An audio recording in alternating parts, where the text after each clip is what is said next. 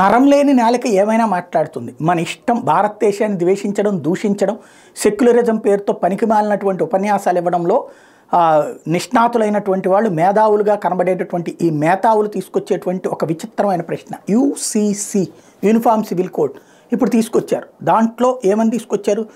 సర్వమత సమానత్వం, అన్ని మతాలు వాళ్ళ మతాచారాల ప్రకారం పెళ్ళిళ్ళు చేసుకోవచ్చు, కానీ విడాకులు, ఆస్తి హక్కులు, పెళ్లికి సంబంధించిన వయసు హక్కులు ఇట్లాంటివన్నీ కూడా అందరికీ ఒకటే ఉంటుంది. ఒక మతానికి సపరేటు, ఒక మతానికి కాకుండా ఉండదు. అంటే అట్టట్లాగా మైనార్టీల హక్కుల్లో మీరు ఎట్లా జోక్యం చేసుకుంటారు అని నిలదీస్తున్నారు ఈ మేధావులు. వాళ్ళ సంప్రదాయాల్లో జోక్యం చేసుకోవడం ఏంటి? అదే సందర్భంలో మొన్నటిదాకా వీళ్ళందరూ ఏం మాట్లాడారు? ఈ యూనిఫామ్ సివిల్ కోడ్ కాకుండా ఏదైతే ఎన్ఆర్సీకి ముందు తీసుకొచ్చినటువంటి చట్టం, ఫస్ట్ ఎన్ఆర్సీ కంటే ముందు అనుకున్నది CAA, citizenship amendment act. Citizenship amendment act ఏంటి?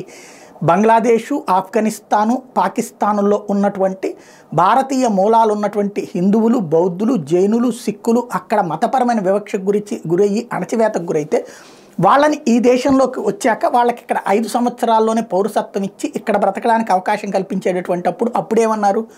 పర్టికులర్గా ఒక మతం వాళ్ళ కోసం ఎట్లా చేస్తారు అంటే ముస్లింలు కూడా అన్ని మతాలకి సమసమానత్వం ఉండాలి కదా, అక్కడి నుంచి ముస్లింలు కూడా వస్తే రానియాలి. అవి అసలు ముస్లిం దేశాల్లో ముస్లిం ప్రభావం వలన మిగతా మతాల వాళ్ళు అల్లాడిపోతున్నారంటే అక్కడ ఉన్నటువంటి వాళ్ళని కూడా రానియాల్సిందే.